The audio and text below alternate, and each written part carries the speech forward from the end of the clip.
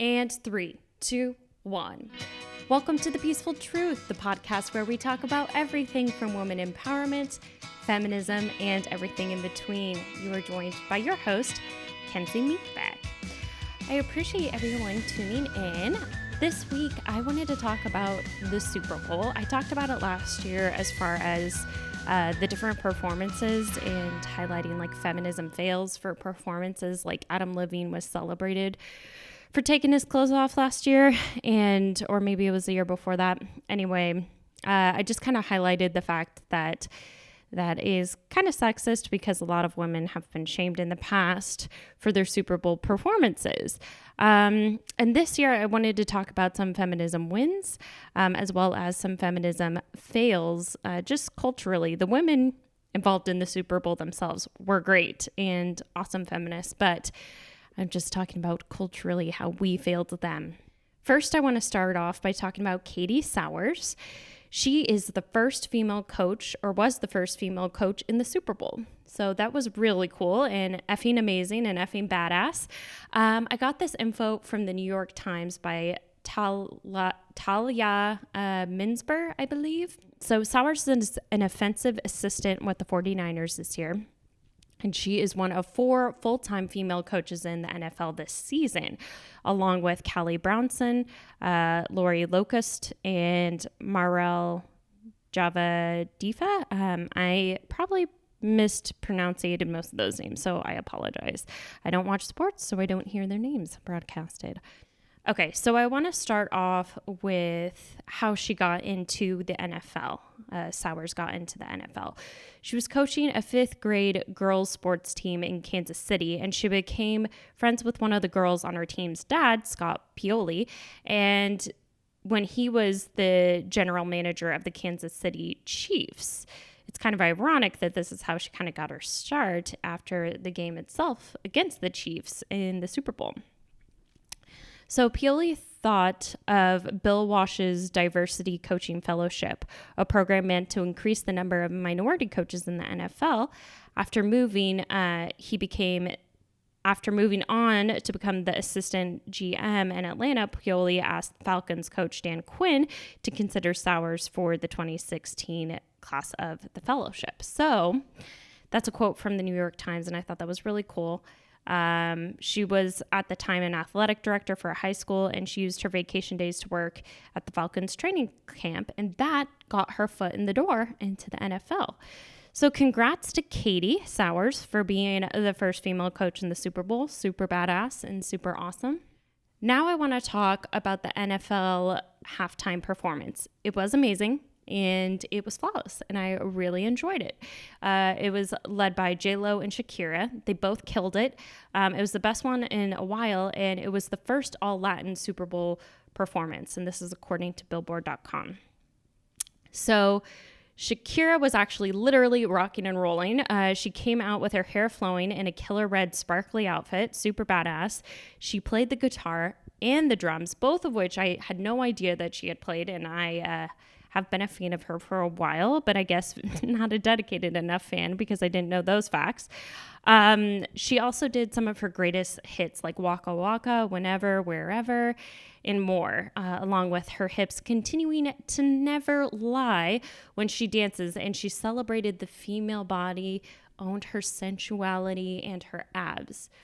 I thought it was super inspiring as a woman to watch and really cool, and just she radiated confidence, and I feel like seeing performers radiate confidence inspires confidence in younger women, and I think it's a super great thing to look up to. It's just really cool to see her celebrate her culture, her body, and her talents. I also felt like J-Lo really killed it, and they both empowered each other.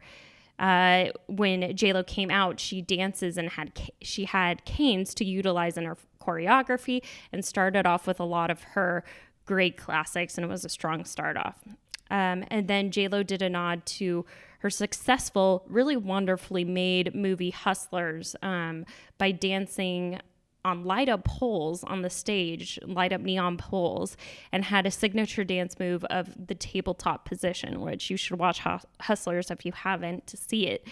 It was really badass, really cool, showed her strength, and I personally feel like dancing on poles takes an insane amount of strength and talent to be able to do and be able to be sensual while doing it. And I think it's artistic. I think it's a beautiful way to express the female body. And I thought it was really cool. And not only do I feel like sensuality isn't always about sex, but even if it were, like, why is sex so shamed culturally? The concept of it. And I think it's sad that we think it to be so inappropriate. And by the way, on a side note, J-Lo is effing 50 and she looked completely wonderful, and shows that age doesn't matter at all in 2020 anymore, which I think is super inspiring and really cool, that you can always be successful and follow your dreams and make huge accomplishments well beyond your prime. And like, it just shows that you can be beautiful and gorgeous, and like, there shouldn't be like a time clock on women and what they look like. But then she brought out young women and her daughter, who also sang beautifully and did a nod to the fact that they're the next generation.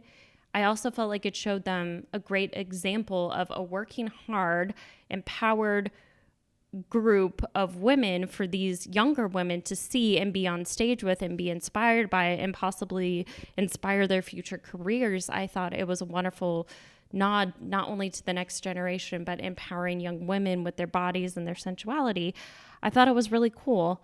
And I just, so the backlash that J-Lo and Shakira received was that it was too sexual and not a family-friendly performance.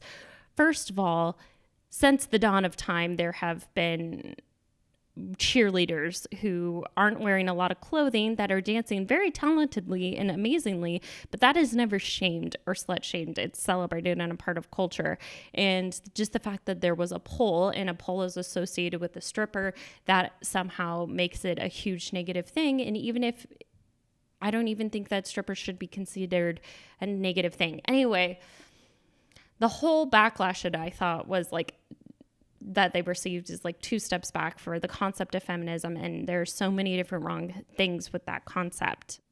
I feel like the people that came out and saying it was too sexual and too sexy of a performance missed the whole point. It was about women taking back their bodies, their sensuality, and empowering themselves, which is similar to the plot of her movies Hustlers, which is why the polls were there, and a nod to her work of art and celebrating her beautiful piece and beautiful movie.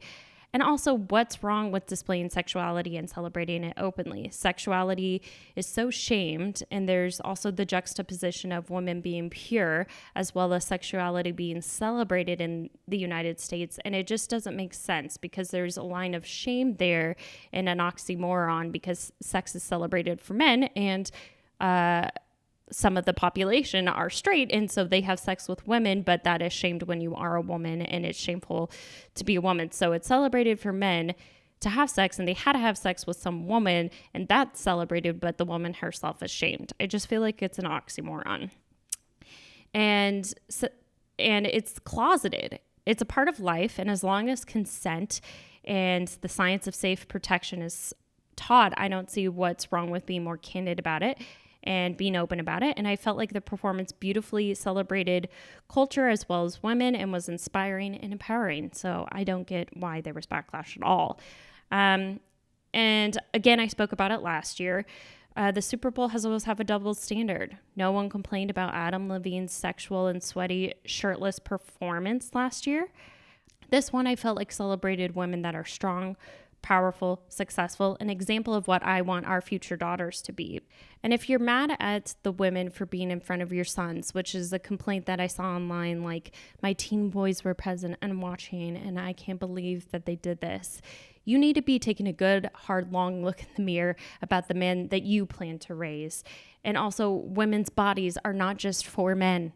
So it's for them, and it's for women to be celebrated, and you should teach the young men that fact, and that it's not for them, and it's not their possession, and it's not teaching them wrong things. They should be responsible for their own thoughts and their own actions, and them not being able to focus on anything else. And J-Lo and Shakira were celebrating their bodies in that concept, so I thought it was great. Girl, bye.